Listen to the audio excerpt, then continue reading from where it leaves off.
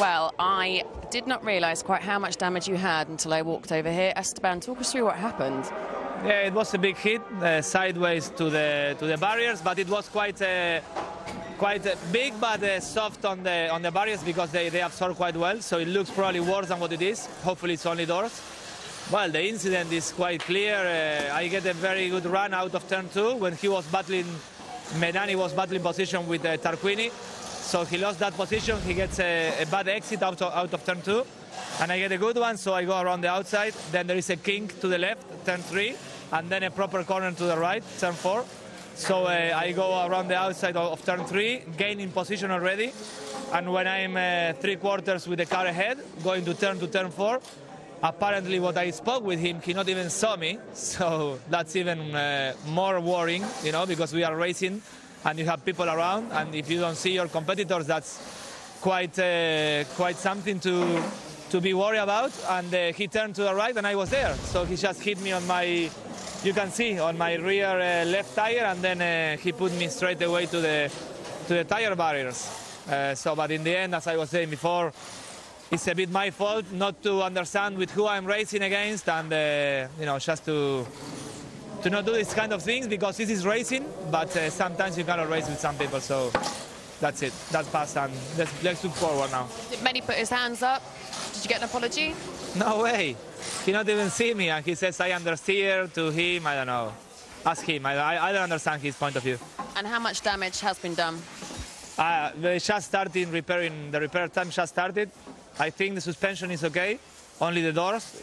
So and the windshields. Hopefully, I don't know. They are just starting to work now, but hopefully we can do it in time for race 3. Thank you. Yeah, hopefully so, because yeah, I think he's been. I sympathise with Esteban there. You know, if he has spoken to Mehdi and Mehdi's said, "I didn't even see you." Didn't see you, Governor. That is. Yeah. Yeah. Yeah. Agreed. And again, clearly from the video, I see now. I think that Bennani is going to find himself not with a penalty for this race, because the stewards don't act that quickly. But by the time he gets to Macau, I would think a 10th-place grid drop will be coming his way. Ivan Muller there in the black and white suit, just to the right-hand side of your picture, chatting to Andrea Adamo, the man who's the chief engineer of the Hyundai i30 program. And looks as though they've all been around the block a few times, those boys, haven't they? So they've got a fair bit of history. YMR and BRC, with whom Andrea works, basically battling for the team's title. Neil Hudson of Touring Car Times just sending us a little picture from the pit lane of the damage on the left rear corner of John Phillippi's car. It was properly thumped by Zod Zaba. Let's hear from Mehdi Bennani. Alex is there. Mehdi, I just had a chat with a very, very unhappy Argentine. What happened from your perspective? About Guerrieri, I did my start. I was fighting with Tarquini, but my goal is not to win the race in the first corner. And this is what, when Guerrieri comes, this is what I say to him the first things. Because everybody needs to respect the others. We are not driving like crazy to win everything on the first corner. And this is exactly what's happened, because I take my line. In this place, you can go only with one car on the line, because outside it's dirty. And for me, I was taking a line behind Tarquini. I was taking my corner until I was be hurt. And I see boom, boom, that's it. And after I speak by radio, I say, what's happened? Who was coming like this? He said, me, Guerrieri. So for me, we have been all respect each others in the first and 2 corners after the start, because we don't want to crash and to put the car on the side and to finish to see the race. And something like this happened. It's not nice, huh? It's not nice.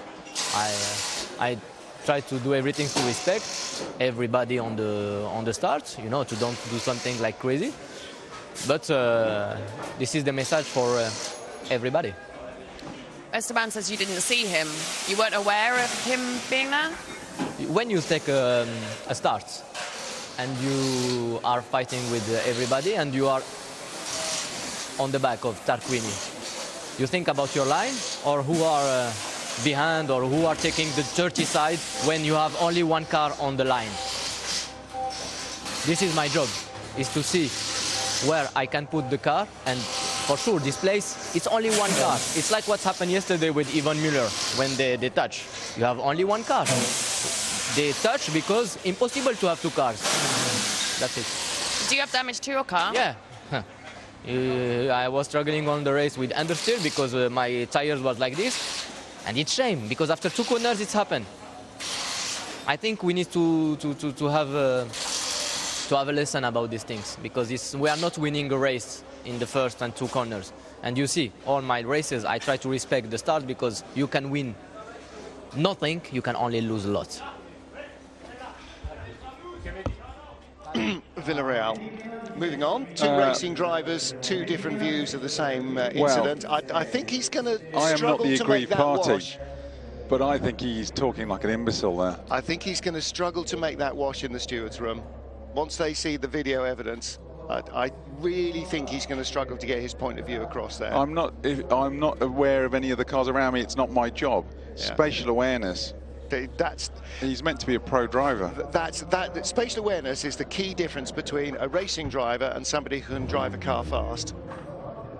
You can drive a car fast, that's one thing. Spatial awareness, without that, you can't race. You can't race because you keep ending up getting... I'm absolutely gobsmacked at Bennani's take on that. Yeah.